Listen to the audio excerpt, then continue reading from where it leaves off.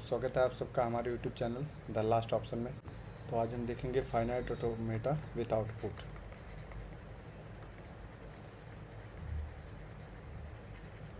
अभी तक जो हम फाइनाइट ऑटोमेटा पढ़ रहे थे उसमें DFA डिजाइनिंग पढ़ रहे थे एंड उसमें हम इनपुट दे रहे थे, आउटपुट के बारे में वहाँ पे डिस्कशन नहीं हो रहा था। तो यहाँ पे क्या होगा, यहाँ पे आउटपुट पे भी हम ध्यान देंगे।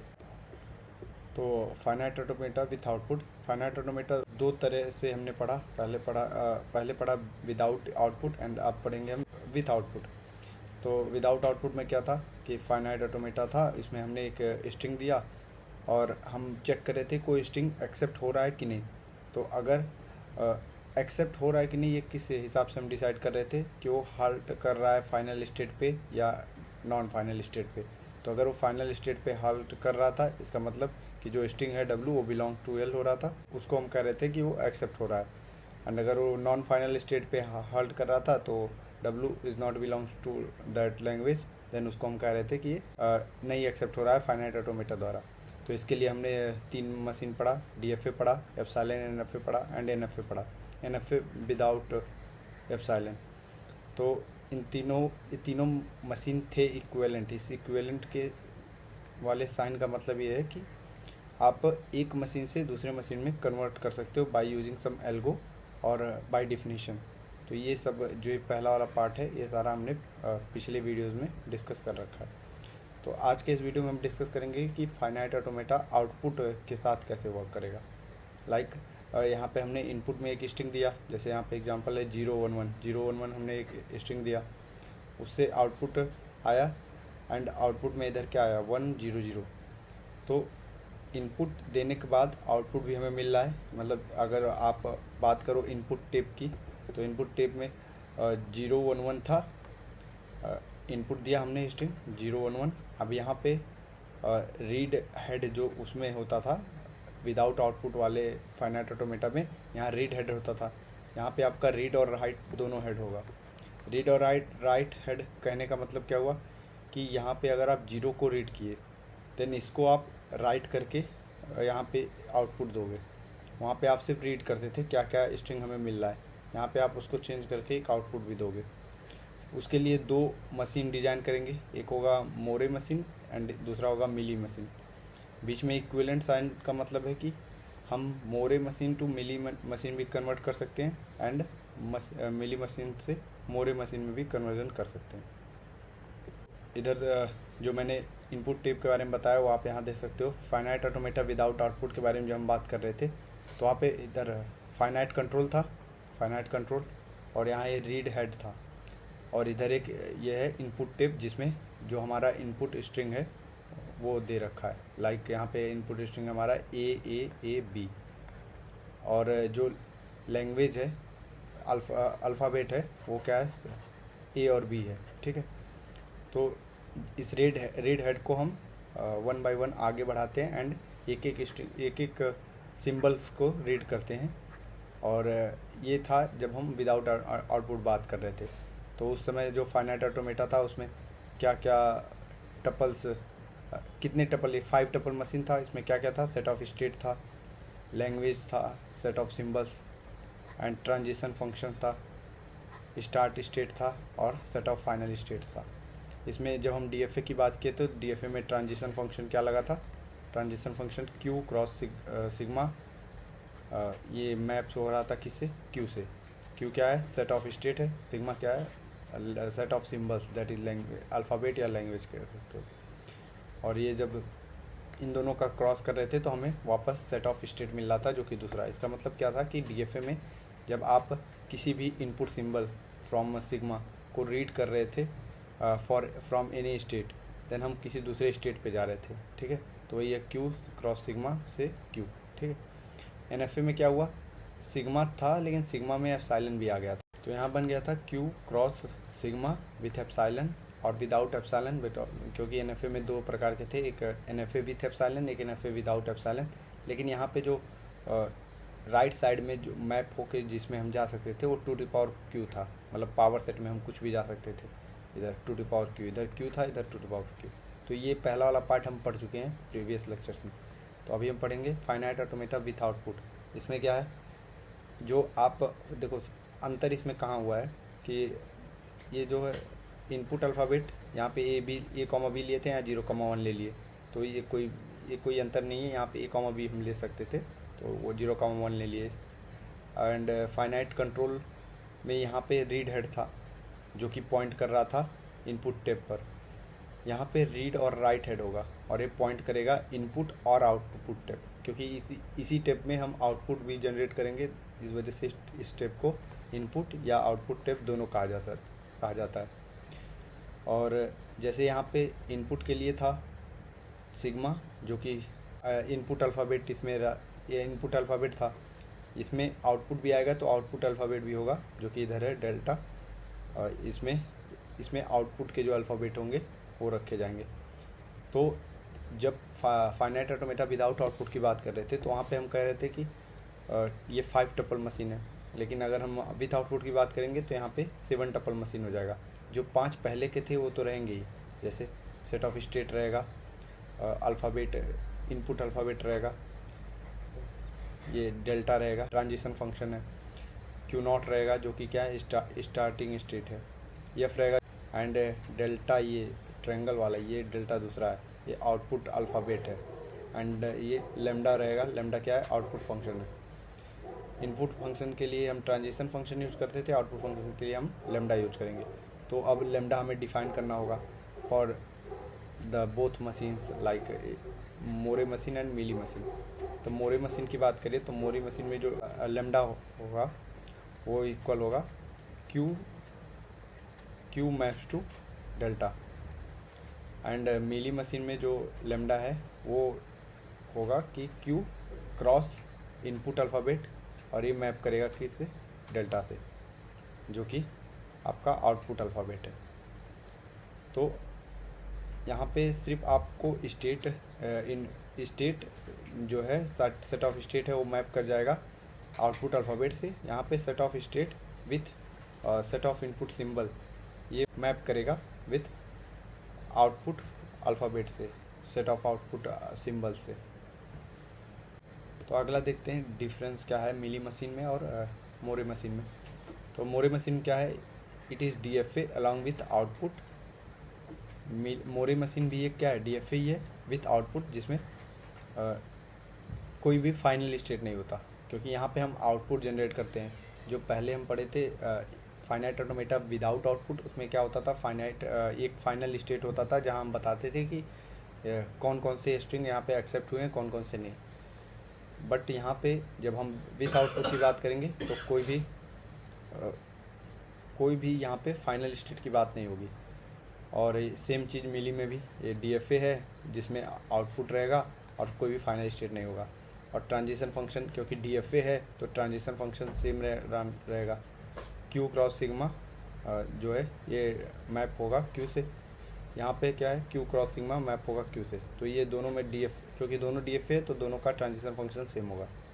आउटपुट फंक्शन की बात करें तो आउटपुट फंक्शन दोनों डिफरेंट होगा। ये पहले भी पीछे साइड में बता रखा है कि यहाँ पे आउटपुट फंक्शन लेमडा जो है वो क्यू मैप करेगा किससे? ये आउटपुट अल्फ़ाबेट से। ये क्या है? आउटपुट अल्फ़ाबेट से। और इधर आउटपुट फंक्शन जो है लेमडा की क्यू क्रॉस सिग्मा ये मैप होगा इधर आउटपुट अल्फ़ाबेट से। और ये सिग्मा क्या है? इनपुट अल्फ़ाबेट है। तो output is associated with A state. जब हम मोरे मशीन की बात करेंगे तो मोरे मशीन में जो स्टेट होगा वो आउटपुट कंटेन करेगा। जैसे यहाँ पे दो एग्जांपल में लिखा हूँ कि क्यू नॉट कॉमा ए, या तो स्टेट इस फॉर्म में होगा कि स्टेट के अंदर ही आप स्टेट का नाम भी लिख दिए उसके साथ, और क्या आउटपुट इस स्टेट पे जनरेट होगा वो भी इसी सेम स्टेट के साथ ही लिख दिए। तो जैसे इसमें हो गया कि क्यू नॉट कॉमा ए, तो ये तो स्टेट का नाम हो गया, उसके साथ ही यहाँ पे क्या आउटपुट जनरेट होगा ये हो गया। या तो इसको दूसरे फॉर्म में लिख सकते हो कि स्टेट का नाम लिख दिए, नीचे आउटपुट क्या जनरेट होगा वो लिख दिए। ठीक है। उसके बाद दूसरा देखो मिली मशीन की अगर बात करेंगे तो इसमें जो किस तरह इसको डिफाइन करेंगे कि क्यू नॉट है, क्यू नॉट पे आप इधर देखो ये जो है यहाँ पे है कि इनपुट क्या इनपुट रेट किए और क्या आउटपुट गए। जैसे मैंने यहाँ आउटपुट फंक्शन में दिखाया था कि यहाँ पे क्यू था और यहाँ से डायरेक्ट आउटपुट अल्फ़ाबेट आ जा रहा था, कि देखो क्यू क्यू है स्टेट और आउटपुट अल्फ़ाबेट, बस इन्हीं दो चीज़ की ज़रूरत थी फॉर लेमडा। बट यहाँ पे क्यू नॉट यानी ये क्यू वाले पार्ट का है, यहाँ इसकी तो ज़रूरत है, साथ में ही इसकी भी ज़रूरत है जो है इनपुट अल्फ़ाबेट, उससे उसके बाद जनरेट होगा क्या, आउटपुट अल्फ़ाबेट। तो इसको हम इस फॉर्म में डिनोट करेंगे कि क्यू नॉट 0 को रीड करके आउटपुट जनरेट किया ए। ठीक है, अगला है मोरे मशीन। मोरे मशीन को अगर और आगे देखें तो जैसे यहाँ पे एक एग्जांपल दे रखा है कि Q naught comma X Q1 comma Y. इसका मतलब क्यू नॉट पे जब भी हम जाएंगे तो उसके साथ आउटपुट एसोसिएटेड है एक्स, और Q1 के साथ आउटपुट एसोसिएटेड है वाई। और क्या क्या इनपुट सिंबल्स हैं, 0 1। तो 0 क्यू नॉट से अगर हम 0 को रीड करते हैं देन हम क्यू नॉट पे ही जाएंगे और वो आउटपुट जनरेट होगा एक्स। Q1 से अगर हम ये 1 रीड करते हैं तो Q1 पे ही जाएंगे और आउटपुट जनरेट होगा वाई। तो अगर हम स्ट्रिंग की बात करते हैं W इज इक्वल टू 0 0 हमने स्ट्रिंग लिया, तो यहाँ पे आउटपुट क्या जनरेट होगा, तो क्यू नॉट से 0 रीड किया तो क्यू नॉट पे ही जाएंगे और आउटपुट जनरेट होगा एक्स। पहले क्योंकि हमने क्यू नॉट से चालू किया तो क्यू नॉट पे जो आउटपुट आएगा उसको हमने लिख लिया एक्स। फिर 0 0 हमने इनपुट रीड करके क्यू नॉट पे ही गए तो वहाँ पे भी आउटपुट जनरेट होगा क्या, एक्स। फिर हमने 0 रीड किया क्यू नॉट पे गए तो आउटपुट क्या जनरेट हुआ, एक्स। यहाँ पे हम जो पहला जो जनरेट हुआ था इन मोरे मशीन, उसको हम इग्नोर करेंगे क्यों, और इस इग्नोरेंस की वजह से जो आउटपुट प्रोड्यूस होगा इन मोरे मशीन, उसमें डिले आएगा। तो आउटपुट प्रोड्यूस होने में डिले आता है किस में, मोरे मशीन में। एंड इसमें कुछ इंपॉर्टेंट पॉइंट है, जैसे अगर if every state has 1 length output symbol, अगर हर स्टेट के पास एक ही 1 लेंथ आउटपुट सिंबल है। जैसे इसमें देखो क्यू नॉट के पास कितने लेंथ आउटपुट सिंबल है, एक्स है, Q1 के पास वाई है। यहाँ पे अगर हमें कर देता कि क्यू नॉट पे जाने के बाद आपका आउटपुट जनरेट होता है एक्स एक्स या एक्स वाई, तो वो हो जाता है 2 लेंथ आउटपुट सिंबल, क्योंकि सिर्फ एक्स जनरेट हो रहा है, इसका मतलब केवल 1 लेंथ आउटपुट सिंबल जनरेट हो रहा है हर एक स्टेट पे। तो अगर ऐसा होता है तो for n length input n plus 1 length output generate होगा। जैसे कि यहाँ पे कितने लेंथ की इनपुट है, 2 लेंथ की इनपुट है, तो आउटपुट का लेंथ कितना हुआ है, 3। ठीक है, तो n लेंथ इनपुट के लिए आउटपुट कितने लेंथ का जनरेट होगा, n प्लस 1 लेंथ का। If every state has 2 length output symbol then for n length input क्या हो जाएगा, अगर 2 लेंथ आउटपुट सिंबल की बात हो रही है, 1 लेंथ आउटपुट सिंबल का था तो n प्लस 1 था, 2 लेंथ आउटपुट सिंबल तो 2 मल्टीप्लाई बाई n प्लस 1, यानी ये हो जाएगा 2n प्लस 2। तो इतने लेंथ आउटपुट जनरेट होंगे। और मेन चीज़ इसमें ध्यान रखना कि मोरे मशीन में डिले होता है, इन आउटपुट प्रोड्यूस करने में डिले होता है, बल्कि ये जो डिले है ये नहीं होता है किसमें, मिली मशीन में। तो इधर देखो मिली मशीन का जो एग्जांपल है कि A B, और यहाँ पे कि अगर 0 इनपुट सिंबल को रीड किए तो आउटपुट जनरेट हुआ एक्स, 1 रीड किया A से तो आउटपुट जनरेट होगा वाई और B पे पहुँच जाएगा। फिर B से अगर 0 रीड किया तो आउटपुट बनेगा Z एंड B पे ही रहेगा, और B से अगर 1 को रीड किया तो आउटपुट जनरेट होगा एक्स एंड A पे आ जाएगा। तो अगर इसके लिए हम W इज इक्वल टू एक स्ट्रिंग लेते हैं जो कि है 0 1 0, इस पर हम बनाते हैं कि क्या आउटपुट मिलेगा। तो A से पहले 0 को रीड किया तो A पे ही रह गए और आउटपुट क्या मिला, एक्स, तो आउटपुट एक्स मिल गया और A पे रहे। फिर इस A से फिर हमने 1 को रीड किया, 1 को रीड किया तो कहाँ पे हम गए, A से 1 को रीड किया B पे हम पहुँच गए, आउटपुट जनरेट हुआ यहाँ पे Y। और उसके बाद से B से हम 0 को रीड किए जो कि ये वाला 0 है, इस 0 को हमने रीड किया तो हम कहाँ गए, B पे ही गए और आउटपुट क्या जनरेट हुआ, Z। तो ओवरऑल आउटपुट क्या जनरेट हुआ, एक्स वाई और Z। ठीक है, और यहाँ पे देखो कोई भी डिले नहीं हुआ है आउटपुट प्रोड्यूस होने में, जो कि मोरे मशीन में हो रहा था। मोरे मशीन में एक एक्स्ट्रा पहले से ही आ जा रहा था क्योंकि हर स्टेट के साथ आउटपुट एसोसिएटेड था। यहाँ पे ऐसा नहीं है, यहाँ पे जब आप इनपुट रीड करोगे देन आपको एक आउटपुट का सिंबल मिलेगा। तो इसमें जो 2 पॉइंट आपको ध्यान में रखना है कि for every state has 1 length output symbol, अगर हर स्टेट का आउटपुट सिंबल का लेंथ जो होता है 1 लेंथ का ही होता है, तो n लेंथ इनपुट के लिए n लेंथ आउटपुट जनरेट होगा, जो कि वहाँ पे नहीं था। मोरे मशीन में क्या था कि n लेंथ इनपुट के लिए n plus 1 length output generate हो रहा था अगर सिंगल लेंथ आउटपुट सिंबल्स से। हर स्टेट पे। और यहाँ पे अगर हर स्टेट पे 2 लेंथ आउटपुट सिंबल होता है देन n इनपुट के लिए 2n लेंथ आउटपुट जनरेट होगा। वहाँ पे कितना हो रहा था, वहाँ पे 2n+2 हो रहा था। ठीक है, उसके बाद से कन्वर्जन देख लेते हैं मिली टू मोरे, मिली मशीन से मोरे मशीन में कन्वर्जन। तो एक एग्जांपल यहाँ पे है कि ए है, ए पे 0 रीड करेंगे तो आउटपुट 0 होगा, वो 0 1 रीड करेंगे तो ए पे ही आएंगे एंड आउटपुट 1 होगा, 1 0 रीड करेंगे तो ए पे ही आएंगे, आउटपुट 1 होगा। इसी तरह अगर यहाँ से 1 1 रीड किए तो आउटपुट 0 होगा, लेकिन हम आ जाएंगे बी पे, और बी से 0 1 1 0 या 1 1 रीड करेंगे तो आउटपुट उसके करस्पॉन्डिंग होगा 0 1 और 1, 0 0 एंड 1, एंड आ जाएंगे वापस हम स्टेट बी पे। और अगर जो यहाँ से हम 0 0 रीड करते हैं तो देन आउटपुट हो जाएगा 1 एंड आ जाएंगे वापस हम स्टेट ए पे। ठीक है, अब इसको हमें कन्वर्ट करना है मोरे मशीन में। तो कैसे करेंगे, देखो जो आउटपुट जनरेट हो रहा है ए पे, ए जो स्टेट है और ये बी वाला जो स्टेट है, दोनों पे आउटपुट कैसे कैसे जनरेट हो रहे हैं, या तो 0 जनरेट हो रहे हैं या 1 जनरेट हो रहे हैं। यानी जो आउटपुट अल्फ़ाबेट का सेट है यानी डेल्टा, उसमें या तो 0 है या तो 1 है। तो इस पे या तो 0 जनरेट होगा या तो 1 जनरेट होगा। तो ए को हम 2 पार्ट में डिवाइड कर सकते हैं, एक A0 करके, एक A1 करके। और बी को हम 2 पार्ट में डिवाइड कर सकते हैं, या B0 करके B1 करके। B0 क्या है, जिस पे आउटपुट 0 मिल रहा है, B1 क्या है, जिस पे आउटपुट 1 मिल रहा है। ऐसा हम क्यों कर रहे हैं, क्योंकि हमें पता, हमें बनाना क्या है, फाइनली हमें बनाना है मोरे मशीन। और हमें पता है कि मोरे मशीन जो है वो आउटपुट एसोसिएट करके चलता है। तो यहाँ मिली में क्या है, मिली में हम एक ही स्टेट पे हम 2 डिफरेंट आउटपुट ला सकते हैं, लेकिन मोरे में क्या है कि हर स्टेट के साथ एक आउटपुट फिक्स होगा, एक आउटपुट एसोसिएटेड होगा। तो जो हर एक स्टेट को हम जितने उस पर आउटपुट फॉल हो रहे हैं या जितने उस पर आउटपुट आ रहे हैं उसके हिसाब से हम डिवाइड कर देंगे। तो जैसे ए पे आ रहा था 0 और 1, तो उसको हम डिवाइड कर दिए A0 और A1 के फॉर्म में। बी पे आ रहा था 0 1, उसको हम B0 और B1 बना दिए।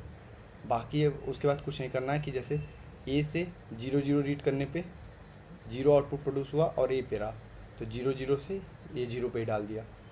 देखो इन सबके साथ A0 के साथ आउटपुट डाल दिया 0, इसके साथ 1, यहाँ 0 यहाँ 1, तो आउटपुट एसोसिएट कर दिया है। फिर जैसा एक कह रहा है उस तरह इसको ज्वाइन करते जाओ। लाइक 0 1 पे, ए से 0 1 पे क्या हुआ, 1 आउटपुट जनरेट हुआ, 1 आउटपुट जनरेट होना मतलब A1 पे जाएगा, तो 0 1 से A1 पे लाओ, 1 0 से भी A1 पे लाओ, क्योंकि 1 आउटपुट जनरेट हो रहा है। इस तरह आप पूरा कन्वर्ट कर लोगे Mealy machine to Moore machine. अगला देख लेते हैं मोरे टू मिली। तो मोरे टू मिली काफ़ी आसान हो जाएगा, क्योंकि यहाँ पे आपको नंबर ऑफ़ स्टेट बढ़ाने या घटाने नहीं पड़ेंगे। जैसे यहाँ पे है कि एग्जांपल में ए है, बी है, सी है, तो हर मोरे मशीन में आउटपुट एसोसिएटेड होते हैं, तो हर स्टेट के साथ आउटपुट एसोसिएटेड है, ए के साथ वाई, बी के साथ वाई, सी के साथ एक्स। और इनपुट सिंबल है कि ए के से 0 रीड किया, बी पे गया, सब दे रखा है।